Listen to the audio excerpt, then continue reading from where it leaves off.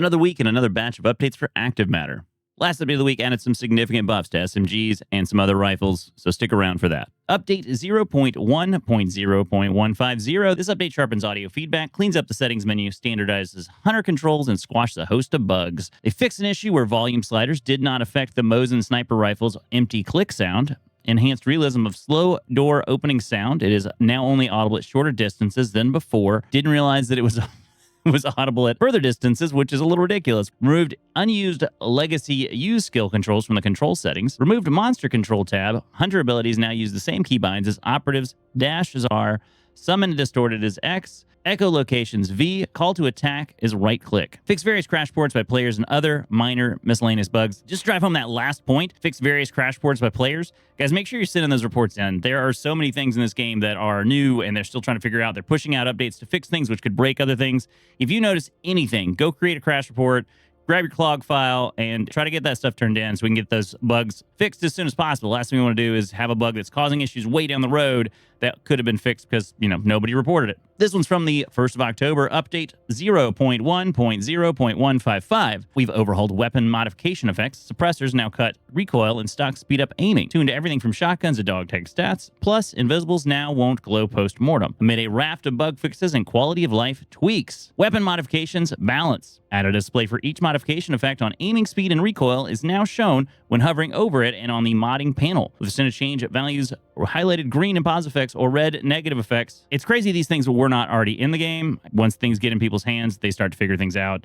It's good. Hopefully we see more of those. Suppressors and silencers now reduce recoil. Adjusted scope weight effects. The heavier an optic is, the more it slows aiming speeds. Kilometers have no effect. Great. Reworked weapon stocks now also boost aiming speed, but grant a smaller recoil suppression bonus. I don't know how much I like this one. I like the idea of getting a new stock and improving recoil. Cool, I guess. Well, I haven't actually experienced this. So I'll have to check it out. Updated the MP PRS stock, which has the largest recoil bonus, to now also slow weapon swap speed. Again, I'm confused why it better. It's a game. It's not real life. You want to have, positives and negatives to everything you do. The idea that you have a very nice stock and now it's harder to swap is interesting. Balanced magazines using the 45-round RPK-74 magazine slightly slows aiming speed, while the 10-round Vepr magazine slightly speeds it up. That's cool. That one kind of makes more sense to me.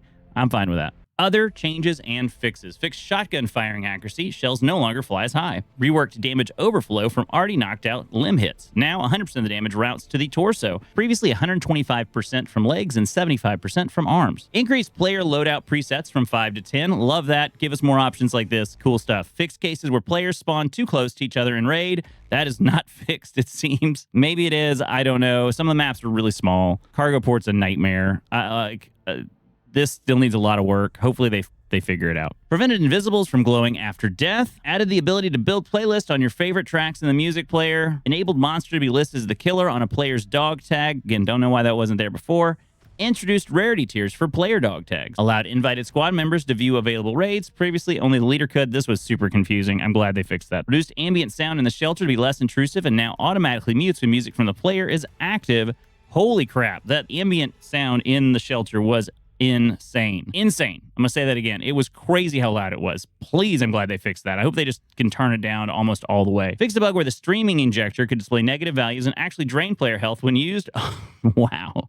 Okay, I didn't experience that one. I'm glad I didn't. Corrected the amp heal description to show it heals 75 and not 50. Updated the icon of the respawn beacon on the map. I haven't seen it. Hopefully it looks cool. This update 0.1.0.159. Finding valuable items in regular raids is now easier than in isolated ones. Sneaking enemies can be heard from farther away. Plus, the UMP-45 recoil has been noticeably reduced. The chance of finding valuable enriched items in regular raids is now higher than in isolated raids. I get that. I do. But it does kind of suck because it's not like you can just run isolated raids whenever you want to. You have to choose when to do it. There has to be a give and take on running into players and having an isolated raid. I get that. The fact that they're just coming out and saying it, though, that it makes me a little sad, honestly. I don't really like that. I really don't. I get that there should be a positive to going in and fighting players, but I feel like fighting the players and them gathering things and then you fighting them to get them, that is the point of doing it. So I don't know who complained about this other than people who really like PvP.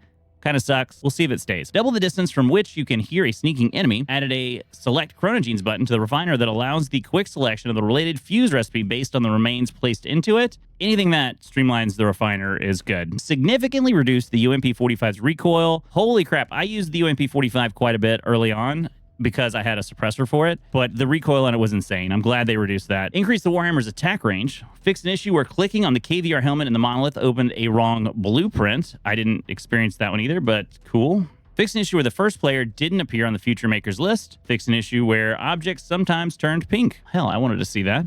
Fixed an issue where installing the cheek pad on the M82A1 had no effect on the weapon's stats, and fixed an issue where the description of weapons showed an incorrect deviation value. Going back to the M2A1, the idea of adding things is not what it's meant to be. The cheek pads is there to help stats, but adding small things that are cosmetic wouldn't be a bad idea. Wouldn't hate that. It'd be a cool concept. Here's the big update, guys. Update 0.1.163. We rebalanced the M110A1 and changed the wide range of weapons, including boosting damage for several weaker rifles and SMGs, and gave unstable zones raids a major overhaul to improve extraction chances. Changes to the M110A1. The standard magazine now holds 10 rounds. The weapon is sold and replicated with this new magazine. You can only buy the new 10-round magazine separately. Aiming speed with the new magazine is higher than with the old one. The old magazine can be found in ammo crates during the headquarters raids. Once you find it, you can research it and blueprint and craft copies in the replicator. Volume of the magazine has increased from 20 to 30. The old magazines can now be enriched. Weapon balance adjustments. Damage with the 45 ACP ammo increased by 10%. Damage with the 545 by 39 ammo increased by 15%. The same with the 556 by 45.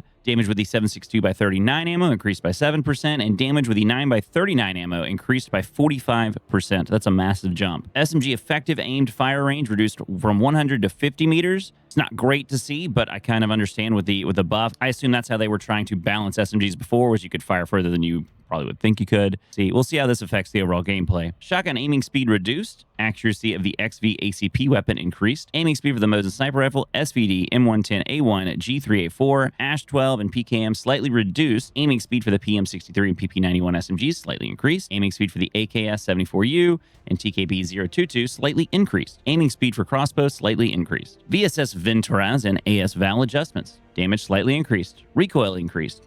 Fire rate slightly increased. Ammo increased. Aiming speed increased. So everything's a buff minus recoil. Depends on how much that recoil is to see really how much of a buff or a nerf this is. Unstable zone raid changes. The extraction portal remains locked until the second to last collapse phase completes. Once unlocked, the portal stays active and instantly teleports you to the shelter until the final collapse. When no safe zone remains, the portal closes. Reduced visual effects while the zone is collapsing in military zone unstable zone. Added visual effects while the zone is collapsing in headquarters unstable zone. Zone change is now proportional to each body part's health pool. Higher HP parts take more damage. The head survives one extra tick to give players an extra chance. Other changes. Devour damage is reduced for each wall its attack penetrates. Fixed a bug that causes the item required to complete the contract and escape from Dorgas to be missing.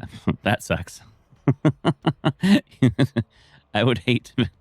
Jesus, it's a bad bug. Added a waiting status icon when inviting players to your squad. Fixed map zooming and unstable zone raids from altering the displayed collapsed radius. Fixed an issue opening the inventory if you interrupted a drone pickup. Added more monster control hints in the controls menu. That's it for this week's update. I would say they saved the best for last. I'm really excited to kind of get in and try some more SMGs this weekend. I don't know if it's been announced, but I'm pretty positive we're going to have drops this weekend. Thinking about doing a long stream on Sunday, so come by the YouTube or the Twitch stream. I'm doing a giveaway over there as well. If you want to check that out, come by the Twitch stream and get yourself something free by winning the raffle next week. So anyways, I hope you've enjoyed it. As always, thanks to my supporters over on Twitch, and thanks everybody who supports me here on YouTube.